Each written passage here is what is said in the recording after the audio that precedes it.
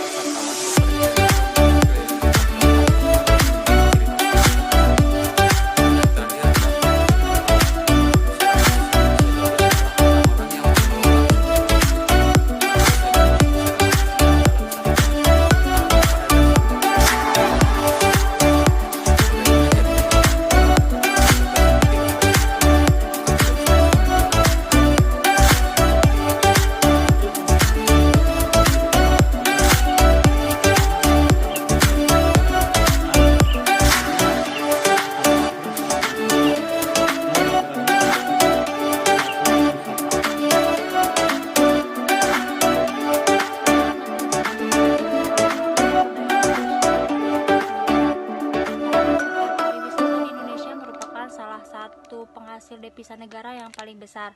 Dilansir dari Badan Pusat Statistik, wisatawan mancanegara yang masuk ke Indonesia tahun 2019 itu kurang lebih dari 16 juta orang.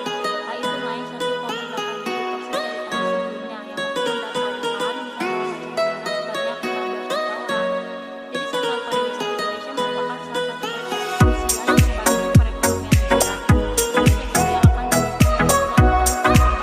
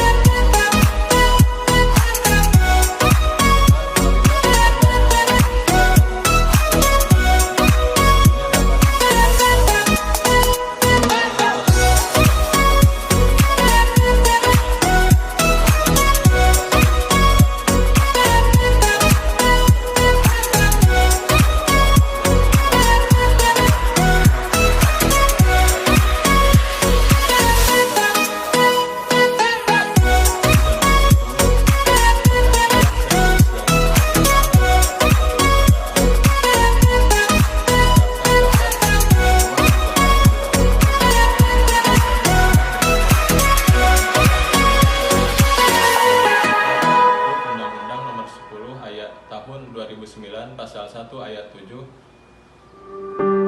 kegiatan masyarakat yang bekerja di sekitar pariwisata disebut sebagai pelaku usaha pariwisata, sedangkan masyarakat sekitar adalah penduduk lokal yang berdomisili di sekitar objek wisata.